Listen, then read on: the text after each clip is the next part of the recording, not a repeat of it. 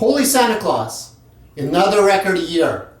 Over almost 120,000 sales for 2021, record year in price increases, and a record year of inflation.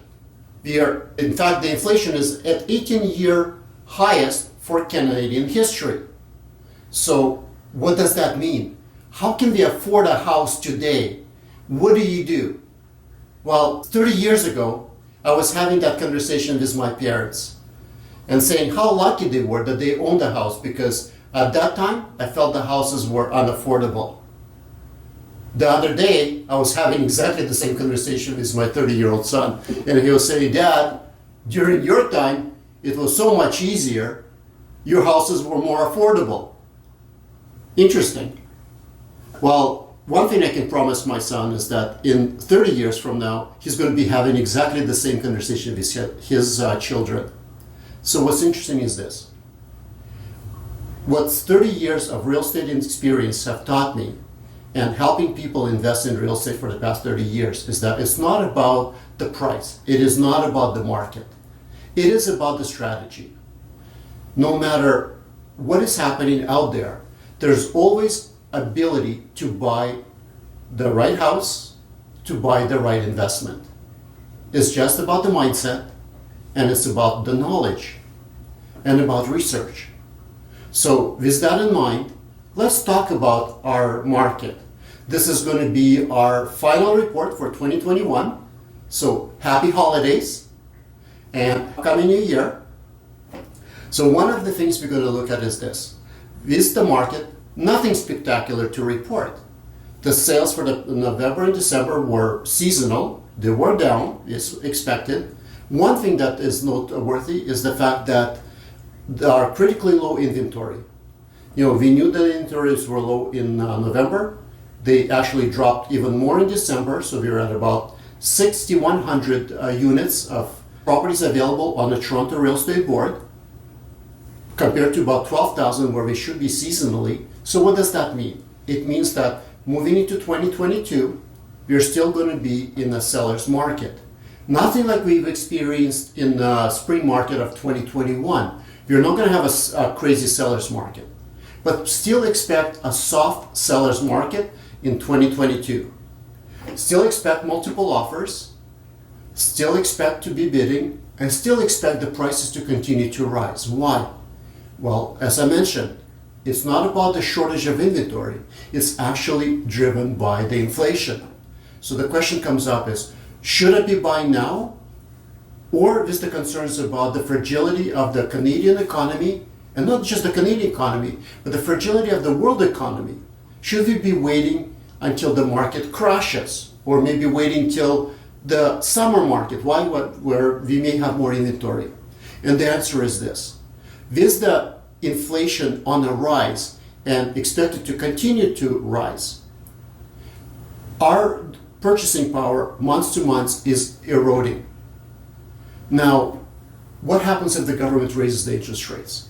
Well, the truth of the matter is we are not expecting them to raise it until probably end of 2022 or maybe sometime in 2023. Why?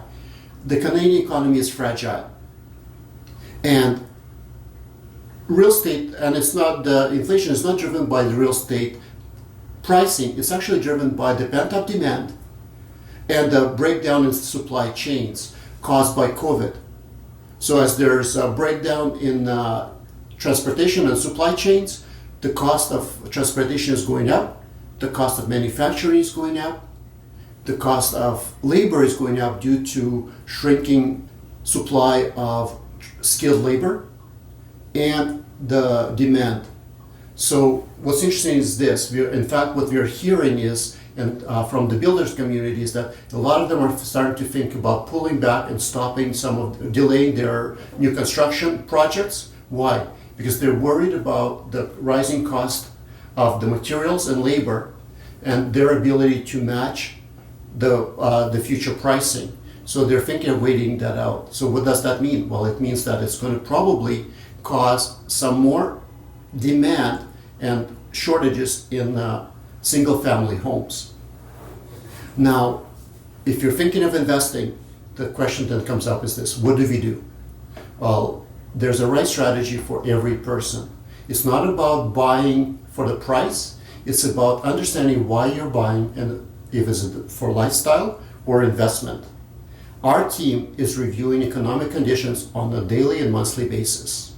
We are not just looking at the news, we are networking, and we are talking to the investment communities, to the building communities, to economic communities. Our job is to be able to have the right information to help you make the right investment decisions. So regardless of what position you're in, whether you're buying your first house or looking to build an investment portfolio, we have the right solution for you. Give us a call and we will be able to show you what is possible. So moving forward, I want to tell you this.